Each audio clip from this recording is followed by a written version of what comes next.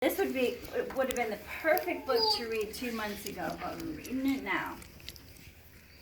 The Squirrels Who Squabbled.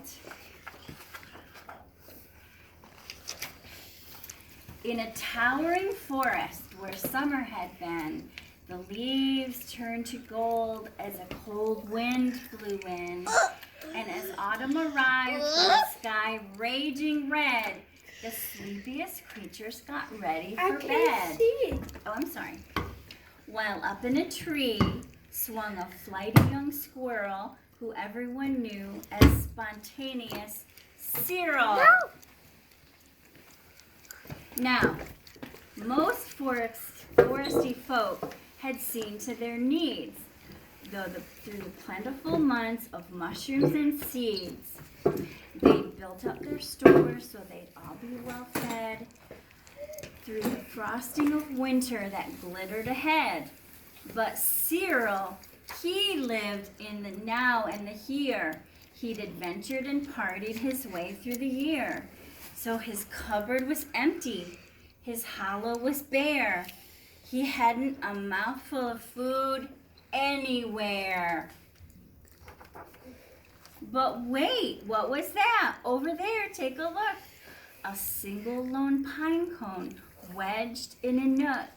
He squealed with delight, and for very good reason, for inside were the very last nuts of the season.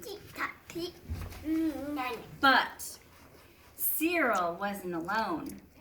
There were more hungry eyes. Yes, plan ahead Bruce had his sights on the prize. Though he gathered fresh treasures of every sort, Bruce was convinced he was one pine cone short. I simply must have it, he wistfully cried, and he dreamt of the fresh, juicy pine nuts inside. So as Cyril set off on his way to the ground, Bruce, he was also last pine cone bound. They sprinted and scurried with no time to gamble. They scratched at the bark in their scampering scramble, but in their panic and haste, shook the tips of the spruce, and the pine cone, it trembled, and then it came loose. Ow. Both squirrels gave chase at a lightning pace. This was the start of a wild, nutty race. It's mine, shouted Cyril. No, mine, hollered Bruce. You don't stand a chance. Give up. It's no use. I'm hungry, cried Cyril. This cone is not yours. Stay back, shouted Bruce. This cone's for my stores. It boinked over bushes and flew through the air.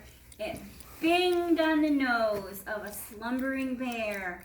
It bounced over boulders and then came to a stop. Then teetered and wobbled and quivered and plop. Both squirrels followed. Oh, the water was fast. Would they learn that they needed each other at last? But each was intent on how he could win. So they didn't quite notice a bird swooping in. Cyril and Bruce, they watched in dismay as their cone disappeared up, up, up, and away. Come back, shouted Cyril. There are nuts, exclaimed Bruce. All hope was gone. It was simply no use. And meanwhile, they drifted right up to the ledge. Greed, it was driving them over the edge. Cyril and Bruce had taken a fall. They were paying the price for wanting it all. They squandered their chances to team up and share.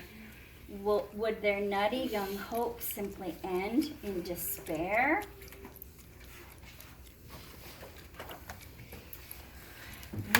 Confused and bedraggled, they swept past dry land. Cyril grabbed at a branch with a trembling hand. Catching Bruce with the other, he heaved and he huffed, and he pulled him to safety with panting and puffs. They dragged themselves up with sputtering wriggles. Then Bruce looked at Cyril and exploded in giggles. How silly we are, he managed to mutter. How greedy I've been, he proclaimed with a splutter. We shall change from today, make the squabbling cease. We should celebrate, seeing we're both in one piece. From that day and forward, they made a great pair. They would gather together, they found they could share.